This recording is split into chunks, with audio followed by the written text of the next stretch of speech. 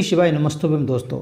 जैसे कि आपको मालूम है कि आने वाली 12 तारीख को यानी 12 मार्च को फुलेरा दूज है और शिव पुराण में फुलेरा दूज का बहुत ही महत्व बताया गया है। ऐसा माना गया है कि फुलेरा दूज के दिन किया गया दान, पुण्य, सत्कर्म, नाम जाप कभी समाप्त नहीं होते तथा इनसे मिलने वाला जो पुण्य फल है वो हमेशा बढ़ता रहता है, कभी उसमें कमी नहीं आती है। यानी कि देखा जाए तो फुलेरा दूज का जो महत्व है शिव पुराण में बहुत ही विस्तृत रूप में बहुत ही अच्छा बताया गया है। इसी बात को ध्यान में रखते हुए आज मैं आपको फुलेरा दूज पर करने वाले 3 अचूक उपाय के बारे में बता रहा हूँ। वो तीनों उपाय बहुत ही अच्छे हैं, अगर उनमें से जो चाहें आप कर सकते हैं। मैं एक उपाय तो आपको कर्जा मुक्ति के लिए या धन प्राप्ति के लिए या अगर आपके पैसे की तंगी है उसके लिए आपको बताने वाला हूँ। दूसरा उपाय विवाह में अगर किसी प्रकार का कोई विलंब हो रहा है, विवाह नहीं हो पा रहा है किसी बच्चे का, तो उसके लिए दूसरा उपाय रहेगा। और तीसरा उपाय एक बीमारी के लिए है, यानी कि जिसको मिर्गी आती हो, जिसको दमे की बीमारी हो, इस प्रकार की जो बीमारी है उससे संबंधित ये 3 उपाय मैं आपको बताने वाला हूँ।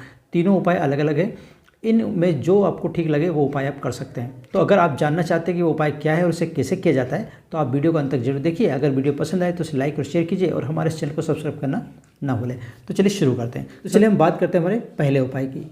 आपको इस उपाय में करना क्या होगा कि फुलेरा दूज के दिन बेलपत्री के पेड़ के नीचे जाना है। फुलेरा दूज के दिन आपको बेलपत्री के पेड़ के नीचे जाना है और वहाँ पर एक शिवलिंग का निर्माण करना है। शिवलिंग का निर्माण कैसे करेंगे, आप वहीं से थोड़ी सी मिट्टी ले लीजिए और मिट्टी में थोड़ा सा जल डाल के उसका शिवलिंग बना लीजिए। ठीक है, तो आपको शिवलिंग का निर्माण करना है और आपको एक धतूरा को पहले पीले रंग में यानी कि हल्दी में आपको भिगो लेना अच्छे से, पूरी तरह से वो पीला हो जाना चाहिए।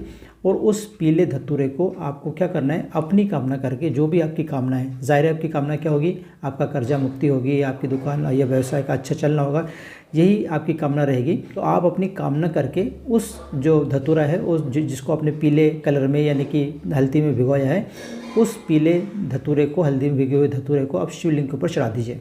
अब यहाँ पे आपको ध्यान रखना है कि जिस हल्दी से आपने धतूरे को रंगा था यानी धतूरे को जिस हल्दी में आपने डुबाया था उसी हल्दी में से एक बिंदी अपने रुमाल में लगा लीजिए। अपने साथ जो रुमाल है उस रुमाल में उस हल्दी की एक बिंदी अपने रुमाल में लगा लीजिए और उस रुमाल को अपनी दुकान, व्यवसाय, जहाँ पर भी आप जाते हैं उसको अपने साथ ले जाइए, या कह सकते हैं कि अच्छी जगह पे आप चाहो तो वहाँ रख भी सकते हो। ठीक है, तो हमेशा आप वो जो रुमाल है जिसमें कि वो बिंदी लगी हुई है हल्दी की, वो बिंदी को लेकर आप अपने व्यवसाय में, दुकान में या जहाँ पर भी आप जाना चाहें या फिर वहीं पर उसको स्थापित कर दीजिए। आप देखेंगे कि कुछ ही दिन में आपका जो व्यवसाय है वो चलने लगेगा, आपकी दुकान चलने लगेगी और जब दुकान और व्यवसाय चलेगा तो आपके पास धन भी आएगा। जब धन आएगा तो आप धीरे धीरे अपना जो कर्जा है उसको भी उतार पाएंगे। ये था हमारा पहला उपाय। चलिए हम जानते हैं दूसरे उपाय के। दूसरा उपाय है शादी के लिए। अगर आपके घर में कोई ऐसा बच्चियाँ हैं जिनकी शादी नहीं हो पा रही है, बहुत प्रयास आपने कर लिए हैं, बहुत कोशिश आपने कर ली है, जगह जगह आप लड़का लड़की देखने जाते हैं लेकिन समझ में नहीं आती, बार बार आपका संबंध टूट जाता है, बात पक्की होते होते रह जाती है, इस प्रकार की विवाह से संबंधित कोई सी भी प्रॉब्लम चल रही हो या फिर कुंडली में अगर विवाह के योग नहीं है या फिर कह सकते हैं कि ग्रह के जो स्थिति है वो ठीक नहीं है जिसकी वजह से विवाह नहीं हो रहा है, मांगलिक है या किसी प्रकार से किसी और दोष उसको है कुंडली के हिसाब से, अगर इस प्रकार की कोई भी प्रॉब्लम है तो आपको ये उपाय जरूर करना चाहिए। इसके लिए आपको करना क्या होगा कि आपको 5 बेलपत्र लेना है, 5 शमी पत्र लेना है और 1 धतूरा लेना है। फिर से सुनिए, 5 बेलपत्र, 5 शमी पत्र और 1 धतूरा। इन तीनों चीज़ों को आप अपनी हथेली में रख लीजिए। हथेली में रख के आप क्या करेंगे, शिव मंदिर जाएंगे। शिव मंदिर में जाकर जो शिवलिंग है उस शिवलिंग में जहाँ पर अशोक सुंदरी जी का स्थान है उस स्थान पर आप अपने हथेली पर जो रखी हुई तीनों चीज़ें हैं उसको आप चढ़ा दीजिए, उसको आप अर्पित कर दीजिए। अगर ये उपाय आप फुलेरा दूज के दिन करते हैं, जो कि विशेष तौर पर फुलेरा दूज के लिए ही ये उपाय है, अगर आप फुलेरा दूज के दिन ये उपाय करते हैं तो निश्चित तौर पर 3 महीने के अंदर अंदर आपकी इस जो संबंध है वो पक्का हो जाएगा और आपकी शादी हो जाएगी। ठीक है, ये था हमारा दूसरा उपाय। अब बात करते हैं हम तीसरे उपाय की। जिन लोगों को मिर्गी आती है, जिससे दमे की शिकायत हो, थोड़ा सा काम करने पर उसकी सांस फूल जाती हो, बात बात पे उसको हांफनी भरा जाती हो। आपने कई बार देखा होगा कि ऐसे भी लोग होते हैं जो थोड़ा सा चलते हैं और उनको हांफनी भरा जाती है, ना हांफने लगते हैं, यानी उनकी जो सांसें बहुत तेज़ी से चलने लगती है।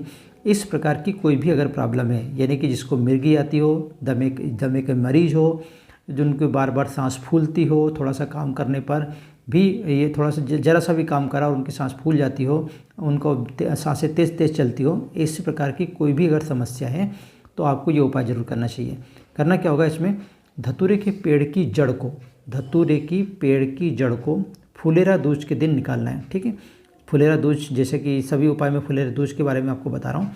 तो फुलेरा दूज के दिन आपको धतूरे के पेड़ की जड़ को निकालना है, उसे धो लेना है, इसके बाद उसे घिसना है।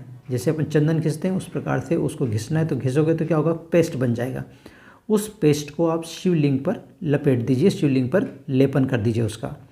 तथा थोड़ी सी जड़ जो है, जो आपने जो जड़ घिसी है उसका कुछ जो हिस्सा है, कुछ भाग है, वो आप शिवलिंग के ऊपर अर्पित कर दीजिए।